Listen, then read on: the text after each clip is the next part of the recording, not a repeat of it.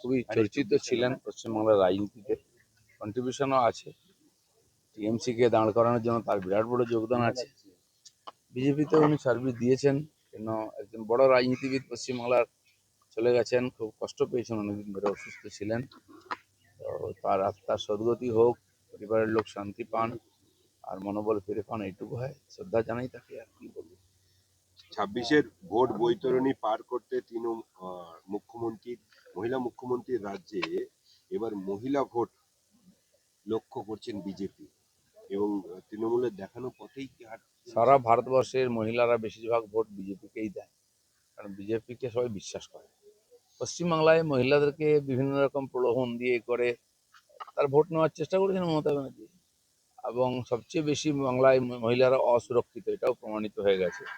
কেন, টাকা তো সব সরকারি সবাই দেয়, নিতে আপত্তি নেই, ভোট দিন, ভবিষ্যতের কথা বলে।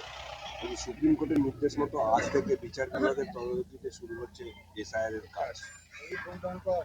পশ্চিমবঙ্গ এমন একটা রাজ্য যেখানে সরকার কোনো সিদ্ধান্ত নেয় না বা সব সিদ্ধান্তের বিরোধিতা হয়।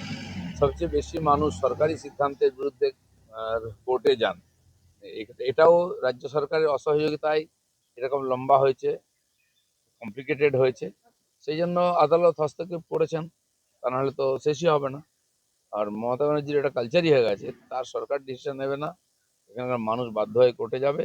আর এখানকার পশ্চিমবাংলার সম্পর্কিত সমস্ত বিষয় কোর্টে গিয়ে সমাধান হয়, আর এসআইআর ক্ষেত্রেও তাই হয়েছে। নির্বাচন কমিশনের সঙ্গে পুলিশের বৈঠক, কেন্দ্রীয় বাহিনী নিয়ে 1 মার্চ রাজ্যে আসছে কেন্দ্রীয় বাহিনী। ভোটের আগে কেন্দ্রীয় বাহিনীর ব্যবহার ও ভূমিকা নিয়ে বিরোধী এবং শাসক দলের অতীতেও অভিযোগ। সব সময় কেন্দ্রীয় বাহিনী সেনার বিরোধিতা করে এসেছে মমতা ব্যানার্জি, দেখলেই তাদের ভয় হয়। যেমন পাকিস্তান বাংলাদেশের লোকেরা ভয় পায় ভারতের সেনাকে, তো সেই জন্য এসেই গেছে অলরেডি সেন্ট্রাল ফোর্স, আসবে আরো বেশি। কারণ ভোটের দামামা বাজলেই সাধারণ মানুষ পশ্চিমবাংলার লোক বলেন যে দাদা ভোট দিতে পারবো তো, সেন্ট্রাল বাহিনী থাকবে তো। তো সেটা মেনেই আজকে কেন্দ্র সরকারকে, নির্বাচন কমিশনকে ডিসিশন নিতে হচ্ছে। বারে বারে ভয় হয় আর বারে বারে আসন সংখ্যার নিরিখে জিতে যায় তৃণমূল কংগ্রেস। বারে বারে না, 3বার জিতেছে, ওদের তো 7বারের রেকর্ড আছে টিএমসি। পশ্চিমবাংলার মানুষ যাকে একবার গ্রহণ করেন সহজে ছাড়তে চান না, কিন্তু এখন না ছাড়লে তো প্রাণ নষ্টাগত হয়ে গেছে, ছাড়তেই হবে। সুপ্রিম কোর্টের ডেরেক বনাম ইসি কেস আজকে।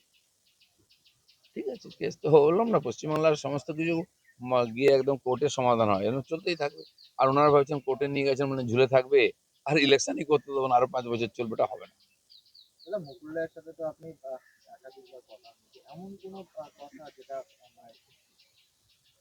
মুকুল রায় এসেছিলেন আমাদের পার্টিতে, পার্টি যখন সমৃদ্ধ হয়েছিল তখন এসেছিলেন। তার যোগদান আছে পার্টির যে ফলাফলেতে, তার মতো অভিজ্ঞ নেতাকে আমরা পেয়েছিলাম, কিন্তু আবার তিনি সরকার হওয়ার আগেই চলে গেলেন।